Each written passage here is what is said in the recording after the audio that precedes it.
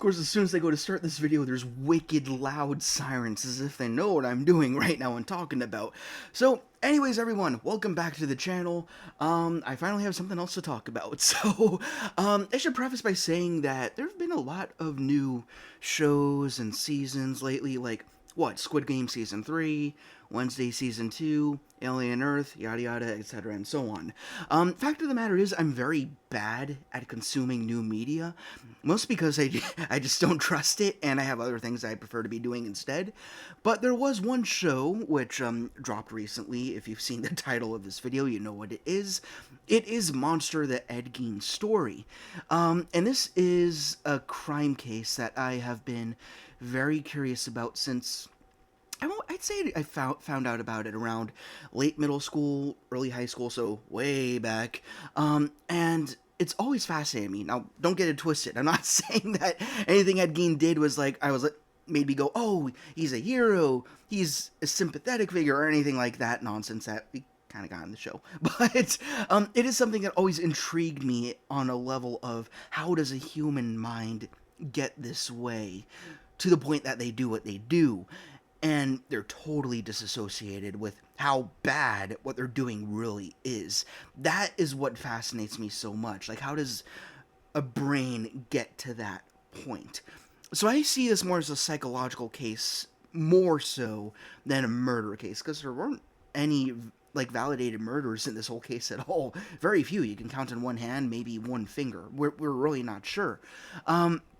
So that being said, when the show dropped, I was, I'll admit, a little excited. I was very curious to see how it would be handled, but at the same time, based on shows that we've seen in the past, not just from this particular director, but any director who's covering a real-life crime case, would they be handling it with a great deal of respect and ground it, make it very gritty as it was? Or would they do the more romanticized aspects and make things a little more wacky than they should be at all? So there's a distinct distinction, if I may put it that way, between what I really wanted from the show, which was a grounded, raw depiction of what actually happened and occurred, versus getting a little bit too over the top with, accounts that aren't totally vindicated, we're not totally sure of. So ultimately, I got what I expected. So I already lowered my standards, which allowed me to kind of watch this bizarre account of what actually happened and watch this and kind of just laugh about it because it was absolutely wackadoo ridiculous. I knew from a pretty early point that they were going to take some liberties, to put it lightly. So as opposed to just doing a straight review, I wanted to do something a little different. Again, I've been learning things about this case since a pretty early day in my adolescence, which is a little weird, but ever since then I've seen so many different videos, documentaries on TV when we still had cable and shit. I've watched enough where I feel like I could tie together enough details so I have a general, like, authentic record of what actually happened versus what absolutely did not happen. So what I'm going to do here is, instead of just reviewing this show straight up, is I'm going to go over 10 different points or arcs, characters, whatever, that happened in this show, and what actually happened and what did not by any means happen at all, or at the very least, it's a variation of an account that was brought into reality when it was really just hearsay that had to be taken with a grain of salt. So, and again, to iterate, I'm just a guy who watches TV. I'm not like one of those, like, people with a British accent who wears the rubber gloves, flipping through all these, like, FBI documents. That's as smart as they come. I'm not one of those people. So, this is just a guy who watches a show who has prior knowledge of this case going in. So that being said, I don't know how long this is going to take. Again, podcast format. That's usually what we're doing on this channel these days. So, let's start off with our first truth. That is Ed Gein's family. That is all true from the way that they put it, for the most part. So basically, we had Ed Gein. He was the younger brother of two people. So there was the father, and there was a mother, Augusta, who I'd argue is the crux of this entire issue here that we're talking about. And then we also had his older brother. So it was true that the older brother, I forget his name for some reason. I'm not super solid with the name, so I do apologize for that going forward. The older brother, he was a little bit more. I'm not a whole lot about the Bible thumping that our mom's laying down. He wanted to leave. I'm not sure if there was necessarily a love interest who was that, that push to get him out of there. If anything, baseline, it was the mother who he wanted to get away from. And it was true that he knew that his younger brother, Ed, was very compliant, adored his mother, believed every word that came out of her mouth.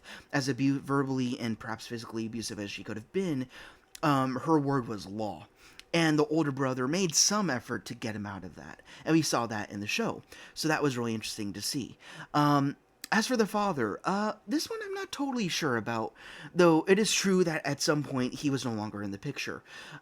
So the way the mom put it, and perhaps Ed to some degree, again, there's not a whole lot of records of audio of him or the interviews. Those are pretty under wraps, which is what makes this story, let alone making a televised version of it, so difficult to create.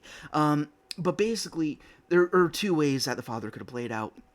Either he was always under a bottle. He's always coming home drunk. He couldn't get any of his work done, so Augusta kicked him out because of that. So it was either that, or he was similar to the older brother in that he saw just how wackadoo the mom was, and maybe he left because of that. Maybe it's a combination. I'm really not sure. And the way the show did it, I think it's probably the more accurate account. I do think most likely he was a drunkard, but then again, it could have been a symbiosis of those two factors. And again, that's another unfortunate precursor to what Ed Gein became. The fact that he didn't have a father figure, eventually he didn't have a brother figure. We'll talk about that later too. But yes, he did have those.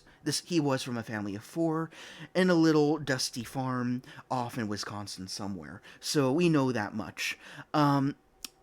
Next up, Gein had a high body count. False. In the eyes of the law, he only killed one person officially, and that was Bernice Worden. That was the second woman that he murdered in the story. The first one was Mary Hogan, and then we got to Bernice Worden. The way that they portrayed each of them in the show, I could not verify or deny. I feel like Hogan was a bit more grounded. I think she was more accurate to the accounts that I've seen. She was operating a gun shop, which, in my opinion, is actually kind of badass. The fact that a woman back in the 50s, maybe a little earlier, was working an arms store. So that fascinated me. And it seems like they depicted her properly, as accurately to the records that I've seen throughout my timeline of seeing all these documentaries and stuff. As for Bernice Worden, though, I do think they portrayed her as very, very loose. I think they made it very over the top.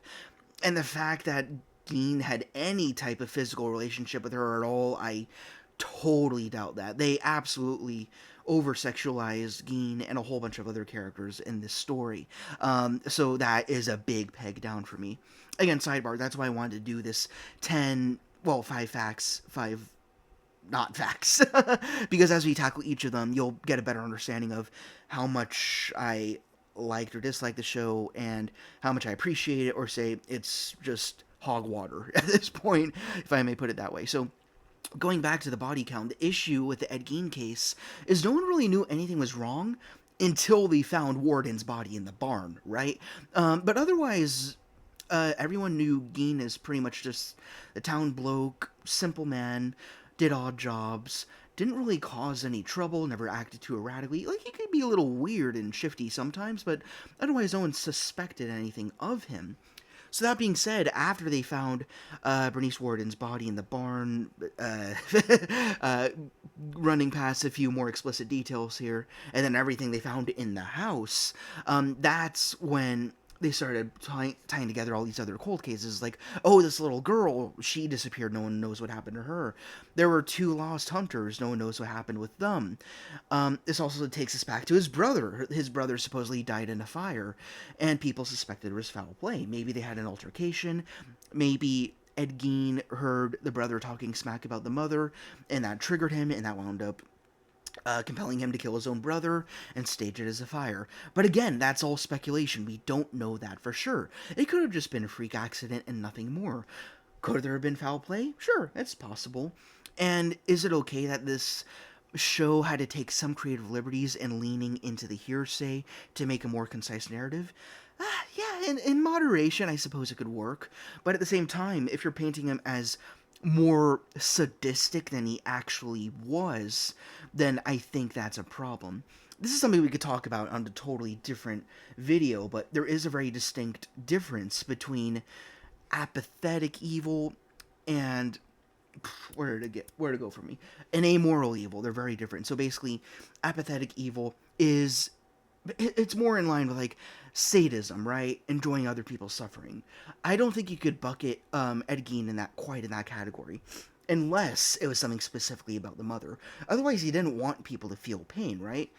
And then you have like other killers like John Wayne Gacy, Ted Bundy, who were diehard sadists. They'd want to prolong your pain for as long as possible, then off you, and then do a little bit more, and I'll leave it at that.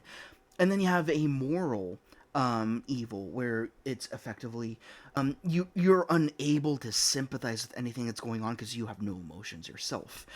So basically, that's my way of saying evil comes in two different forms here, and I don't know where I'd fit Ed Gein. Again, he only really harbored hatred for a single person, and that extended to other people who either looked like her or represented the opposite of the values that she instilled into him. So again, that's a tricky thing about the show. Is just there's not a whole lot of records on this case, and the few we do have, they're muddied up, right? They're all theories, again, hearsay. So but definitely the issue with this show is upping the body count. Obviously, to make him seem more bloodthirsty, to make him seem more sadistic, more gleeful in what he was doing. That wasn't the case at all, at least from my perspective, from what I've learned over the years. I think that's totally wrong. However, moving into our next truth here, the Nazi obsession. When I saw this in the show, I was totally baffled. I'm like, wait, I've never heard of this. I never heard of this. His interest in this Nazi woman, again, I forget this name. She was a real person. I knew that. I knew of her before I saw her in the show. She was known to ride on horseback and torture Jews overseas and a whole lot of horrors beyond that. And in the show, the way they show it is that Ed Gein learned about this woman through these comics. Like, I don't know if you call them propaganda comics or fetish comics. I find them weird that they're in the States at all. If the Nazis are the enemy, I don't really get it. But all that being said, this is true. It is true that Ed Gein did have a little bit of interest in, if not just a specific woman, but what the Nazis in general did to the carcasses of their victims. So that did inform him later on. But again, I don't think it was coming from a place of sadism or wanting people to be hurt. It was just this really morbid, distorted curiosity where, again, he was at a point in his mind where he couldn't see just how unethical and disgusting and disturbed that was. So that's where he learned to create the lampshades, upholster the chairs, etc., etc. But again, another gray area for me, I don't know if this Nazi actually went that far. I mean, obviously she let it happen, and she definitely killed people on her own. But that's what the show said. Like, they had a one-on-one conversation. Again, it was confirmed that it was in his head.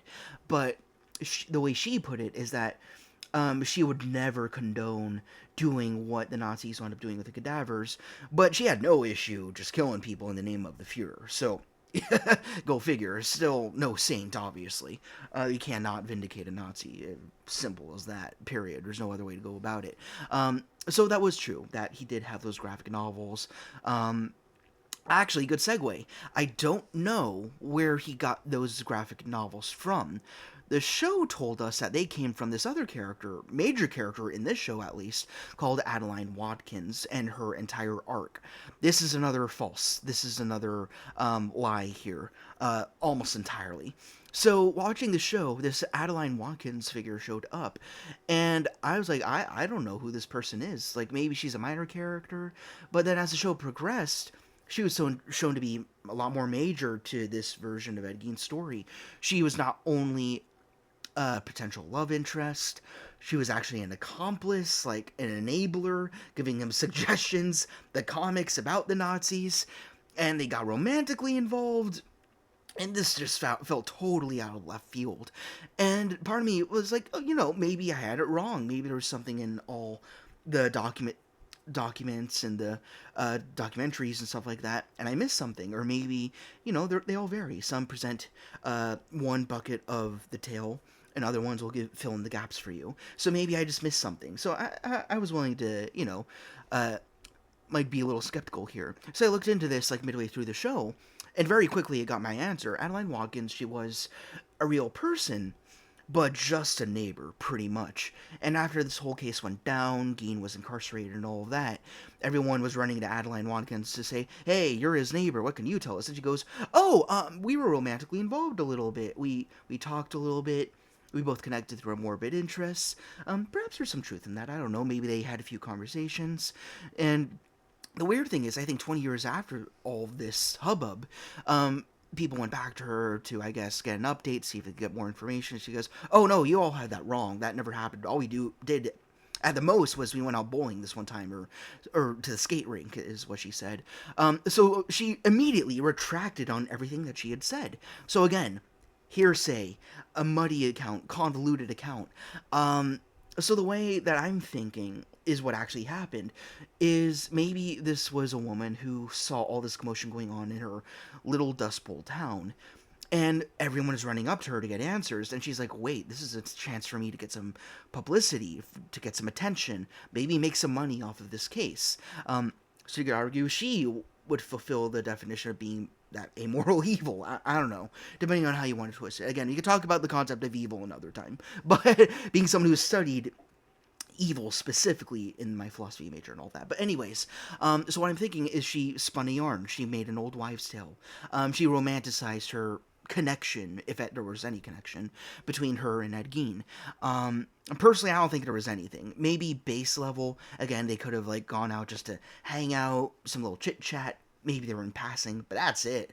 But ultimately, when they came back to her 20 years later, by that point, she was like, crap. Like, maybe she had regrets. She was like, I over-amplified this story as a young, naive kid, and now it's coming back to haunt me. I gotta retract this, I gotta back out. And ultimately, she did. After that, she died just as kind of a nobody. No one really approached her after that. So, yeah, I prescribe to that theory.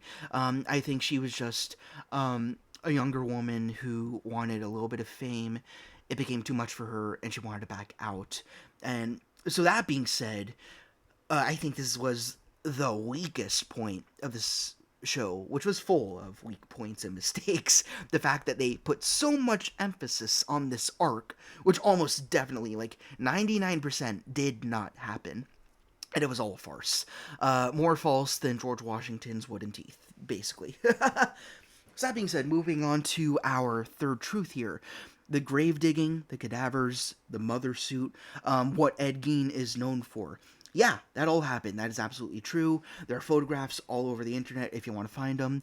I don't have a whole lot to say here. Pretty much what they showed was real. The son of Bernice Worden walked in to see her strung up like a deer in the barn. He cracked. He might have taken his own life after seeing that. I get that. Like, that's bad. I don't know how I could get through that. Or anyone, for that matter. I could be wrong. It could have just been another account, right? So, to take that with a grain of salt. However, like, despite all the records that are out there, it's bizarre. I think the show amplified, like, little stories that can't be confirmed. But when it comes to the truth of how bad his house was, how many corpses, carcasses, and cadavers were just strewn about, they understated that. They didn't show you enough of how grueling and disgusting and dilapidated his home was. They showed you a few little glimpses and things like that, and like, I don't know if this was true, where Alfred Hitchcock, he created that replica set of the Gein home, and laid out the cadavers like as it was per the crime scene to inform Anthony Perkins for his role in Psycho. I don't know if that's true, if he actually constructed that house. But I don't know what my point was. But basically, in neither depiction within the show do I think they showed us the full extent of how awful it was. Again, the photos are around if you want to find them. I'd actually greatly recommend Rob Gavagan, previously named Rob Dyke. His channel's really good. I don't think he uploads as much as he did a decade ago, but he has a really good video, very short and concise one on Ed Gein, like post YouTube censorship. I mean pre YouTube censorship. So if you just want to see the actual photos, that's a really good video. I can link that in the description if you want. I'm sure it's still there. So yeah, that's really all I have to say on that truth.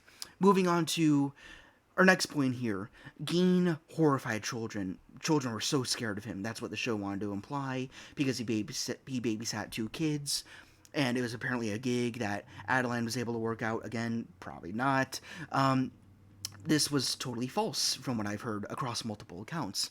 Apparently, Ed Gein, not only was he very good with kids because he was very childlike, he was very mature himself, but also the town trusted him a great deal to handle little odd jobs. He was a frequent babysitter. This wasn't, the show depicted it as a one-time fluke, and he got kicked out. The father rustled him out. He's like, "You monster! You took our children away. Didn't leave a note. We didn't know what happened to them." Nah, I don't think that happened at all. And he did magic tricks. And admittedly, they were amusing, but I don't think he was capable of the concept of magic. But yeah, going back to my point here. Again, kids loved him. In fact, he did invite them to his house. I don't know if it was once or multiple times, or how many kids he actually took care of, but he treated them well. He fed them. I mean, he did feed them from a skull bowl, but again, he didn't understand the context of how morbid that was. But the kids left unscathed. They weren't physically hurt. They weren't yelled at. He didn't really ask any questions. He played games with them.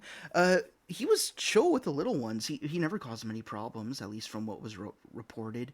I'm not sure if they confronted the actual children after all this happened, or maybe when they grew up, did they ask them again? I don't know. But from all the records I've seen, he was good with the kids. Never caused them any issues. Never even frightened them. Maybe they were just too young and couldn't tie together what was really going on, but he had no devices on them. He didn't murdering them, cannibalizing them. Again, this kind of ties back to one of the ambiguous cases of that one girl who disappeared around the same time. People sometimes try tying him to that case, but again, that's never been confirmed. There was never a body or anything, so that's just not certain. Moving on to our next truth here. Gein was a model citizen when institutionalized. Yeah, he never caused another problem after he was moved from the Gein residence and relocated to several mental hospitals. Never caused any problems. In fact, he was very friendly. I'm not sure if he went as far as, helping out other patients. Like, he was teaching people about how to use that. Actually, it was kind of a cool tool where it could kind of puncture in the thread of yarn into a tapestry. I thought that was pretty neat. And obviously, we know why he has that knowledge in hindsight. But I don't think it went as far as him, being an advocate to other patients there. I don't think that's quite true. But ultimately, the nurses said, he was relaxed, never caused a problem. He never became erratic. I don't think he assumed the role of mother again, from what I've heard. And that's what the show depicted, but I'm still not sure if that's 100% concrete. I'd imagine if maybe the issue was as simple as, his father was kicked out, his brother died, or was murdered, again, depending on how you view that. His mother died of illness, and then it was just him trapped in this house haunted by the memory of his mother. So maybe it was as simple of a fact that he just had to be removed from that house. Maybe he just had to be taken away from that farm, and that's what allowed him to calm down. Maybe a combination of that and whatever version of psychiatry they had back then. They alluded to the medications he was taking, but also, Adeline said, it was laced with something to make you more paranoid so you could stay as a patient longer. I don't believe that. I don't think they had any dialogue beyond just going to a skating rink at one point. So that's neither here nor there. But yeah, he was good with children, as I mentioned before, and he never caused an issue to the nurses. He never rustled them or anything. There was no senility. He didn't succumb to Alzheimer's or dementia or anything. He didn't get all loopy in the end. He was very relaxed. And as the movie as the show depicted towards the end, he did indeed die of lung cancer. I don't think he was a smoker, but I think the show implied it was secondhand smoke. There were other people around him with their tobacco and crap like that, so that might have been what killed him, especially since he was a fossil at that point. He was very old, being someone who was born at the turn of the millennium. So no, of the century. We're the turn of the millennium, my mistake.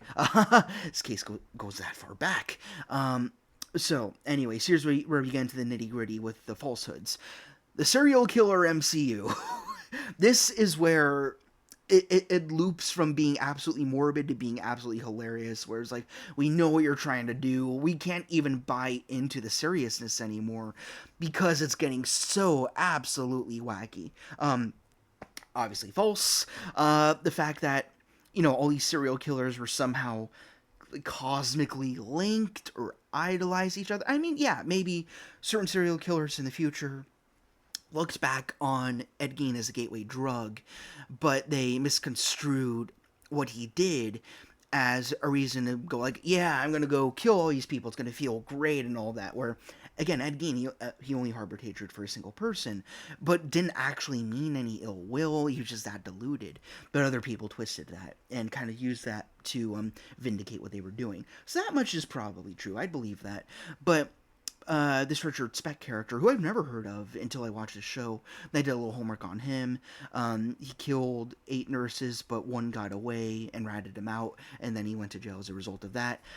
He was a real guy, but he was by no means pen pals with Ed Gein, being that like devil on his shoulder, like kind of telling him you're the best of us, or any of that crap. That never happened. And then also, we'll get to it later, but there was that dream sequence, or two really, where you have like Kemper and Manson. They're all like patting him on the back when he's on the wheelchair, and they're like, "Hey, you inspired me to go kill 7 women," or "You inspired me to kill only 4 women, but I got their shoes," or whatever the hell. But man, that was in poor taste. But again, like I rarely get offended by much in TV movies at all. So for me, instead of like just being like clutching my pearls, like how dare you, it's more like, you're so fucking stupid for doing this. You are going to incur the wrath of so many corners of the internet, popular media, different communities, the victims themselves. It's happened already with Dahmer, and other documentaries have done throughout the ages about these people, these serial killers. So this was a mistake by every metric.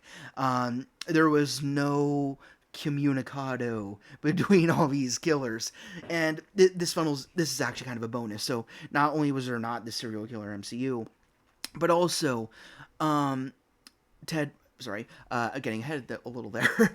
Ed Gein was by no means at all instrumental in cracking down on Ted Bundy. I think this. Well, obviously, they try wicked hard to they try so hard to make Ed Gein streamline into the characters that he influenced. So they had him running around with the chainsaw as Leatherface. He never did that. Again, he felt no ecstatic glee in doing what he was doing. That would never happen. And also, they tried making him seem like Hannibal Lecter, in that he was a killer from the past, and now, decades later, they're using him as a resource to pin other killers down. I believe that people would go in there to pick his brain a little bit, to get a better understanding of how modern killers would work. I could see that happening, potentially. But again, by that point, he would have been so removed from his crimes. Mother's no longer talking in his head, as far as we know, due to the medication and the psychiatry. At least this is what the show's giving us. But absolute false. He did not crack down on Ted Bundy. He was not the smoking gun. That did not happen. I don't even think he knew Ted Bundy ever existed or even lived to see his crimes. I just don't think that's true at all. Sorry, I thought I missed something in the list. That's why I was a little hesitant there. But nope, we're good. So we're fine. Last truth here. Gein inspired 3 horror movies. That's actually what I was looking for. I'm like, did I miss that? No, it was the last point, you dumbass. But yeah, he did inspire those 3 movies. Psycho, Texas Chainsaw Massacre, and Silence of the Lambs. He inspired all 3, and their respective characters. Norman Bates, Leatherface, and Buffalo Bill. Not Hannibal Lecter. Totally separate characters. Yeah, they all derive from him, and I don't have a ton more to say on that. It's kind of, well, I guess that's the thing. Like that, whenever people mention Ed Gein, they always say he inspired these three characters, these three infamous horror movies, or whatever. But they never really go into direct detail on why. So people are just kind of left wondering, like, okay, cool, how did he do this? People just kind of outright say that, then they carry on with whatever narrative they've got going on. But that's actually one thing I did like about this show, and I wish they did a little bit more. Again, we don't know a whole ton of truth about the Ed Gein case, how he lived, how many people he actually killed. There's so many unknowns. So I would have preferred that they stuck with the solid fact, and then you go to these three movies, and the directors who's creating them, Toby Hooper, Alfred Hitchcock, and they're using the myth of Gein to inspire these movies. So then you have, two tangents within this show. You have the gritty truths of Ed Gein, the things we know for certain, and then you have the directors who romanticize, distort, and amplify the myths, the rumors, to inform these characters, these stories that they create. So I wish they would have leaned more into that, as opposed to all that Adeline Watkins stuff. I mean, not to discredit the actress, she did a great job, I thought, but I thought her arc should have been cut entirely, just based on the history we have. That was totally false as far as I'm concerned. So I wish they would have spent more time with. I think they did just enough with Psycho, though it would have been nice to have a little more closure with Hitchcock and Perkins. Would have been nice if they did more with Toby Hooper and Texas Chainsaw. And I definitely don't think they did enough with Silence of the Lambs. They didn't talk about the director there. Maybe he didn't talk a whole ton explicitly about what his influences were, so maybe there wasn't a lot to speak from. Actually, one area where I'd argue the romanticism was warranted was when they did briefly bring in Silence of the Lambs. They did that montage with Goodbye Horses, and then you saw Ed Gein dancing around in the snow with the woman suit and all of that, which probably didn't happen. But if this is a way to, like, kind of get into his own head and sort of the elated feeling that he'd get from becoming a woman, again, that's a very far out there choice, but I actually think that's one of the few cases where they took a creative liberty and it worked. I mean, maybe that's a hot take, but that was one of the few scenes where they went totally out of left field, and there was some truth there. This is how he maybe felt. He felt better about himself. He felt more comfortable. Again, he wasn't transgender or transvestite. But again, like, there was that one person over the radio, I totally forget her name, unfortunately. Yeah, was it Christine? But yeah, that photographer.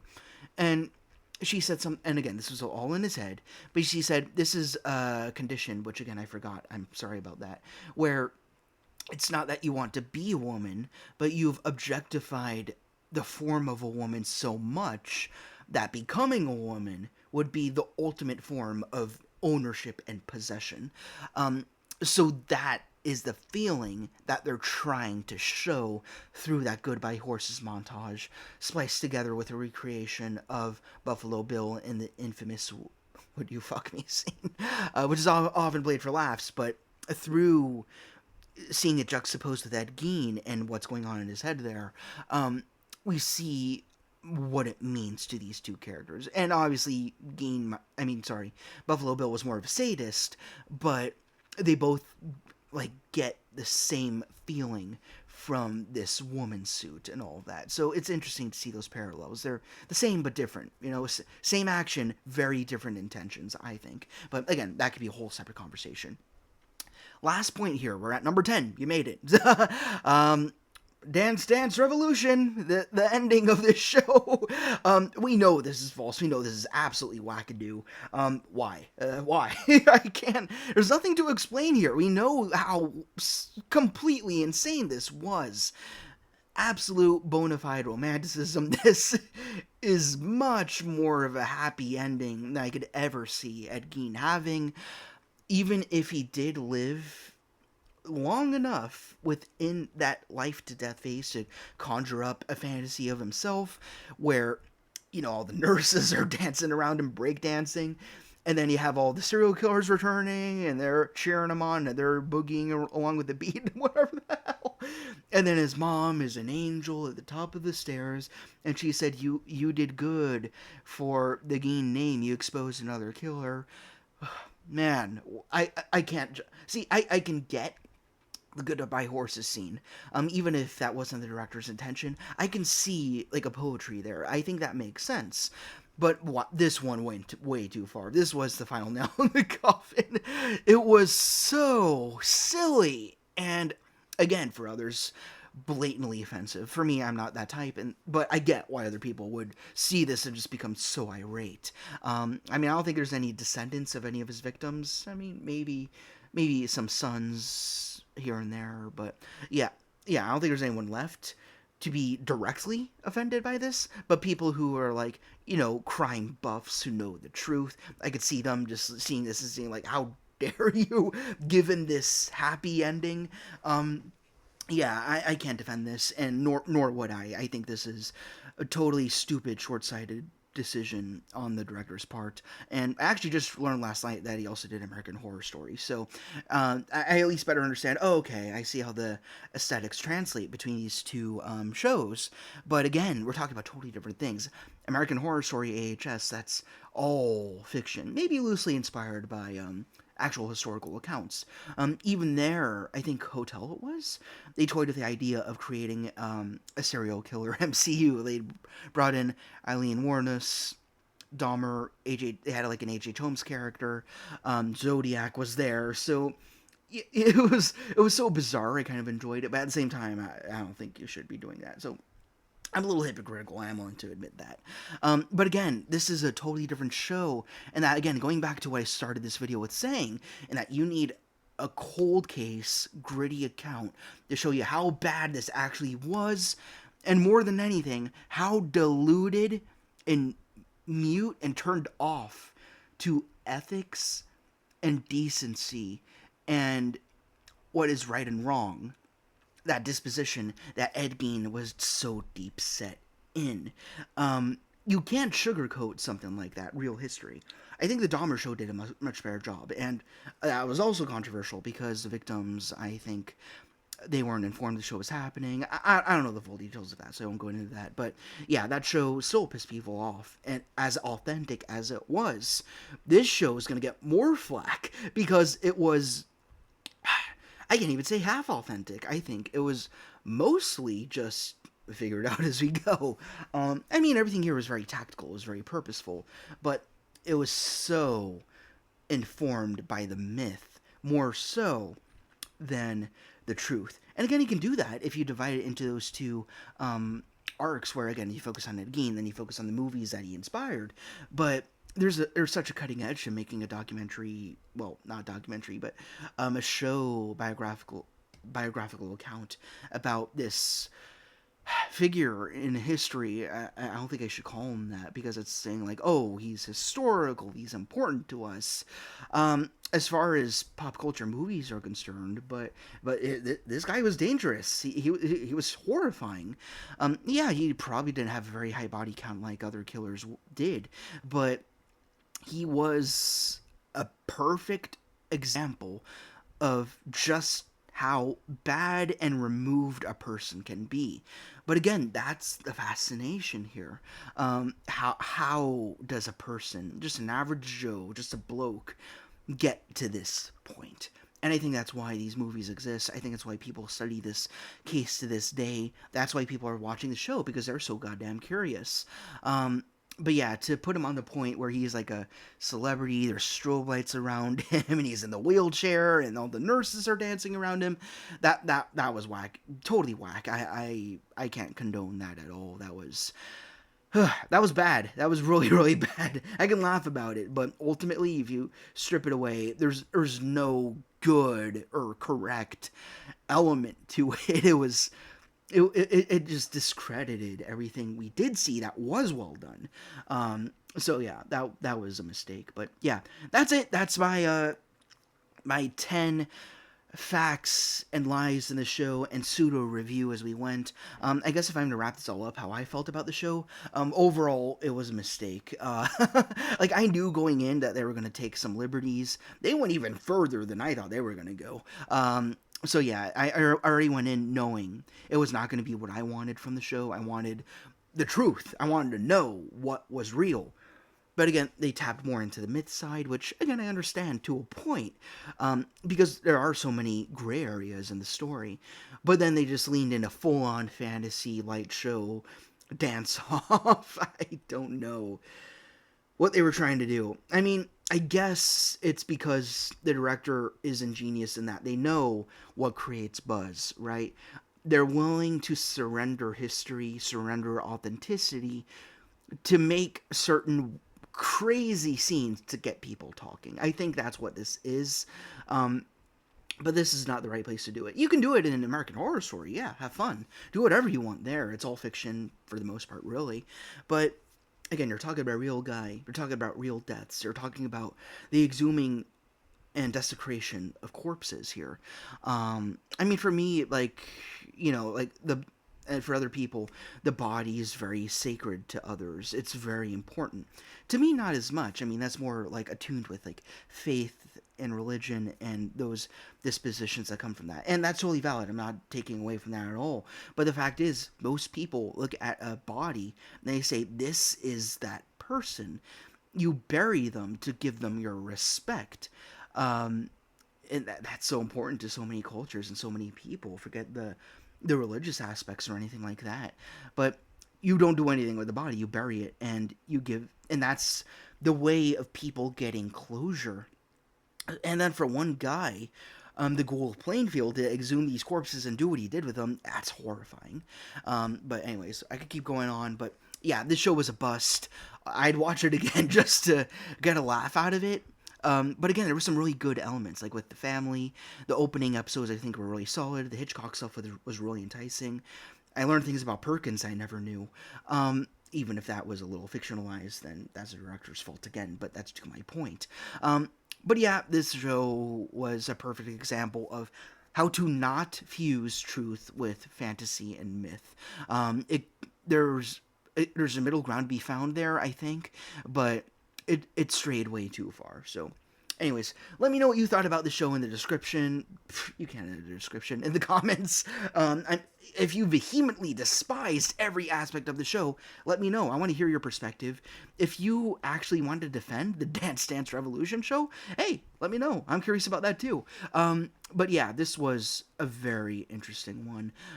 Also, let me know if there were any other truths or falsities in here that I missed. These are just 10 that I rattled off this afternoon. There's obviously more, but this is what I had for you today. So thank you very much. I hope you enjoyed, maybe learned a few things. Again, I'm just a guy who knows a few things, so I did my very best here, but I had to talk about the show. It's so odd. So anyways, that's all.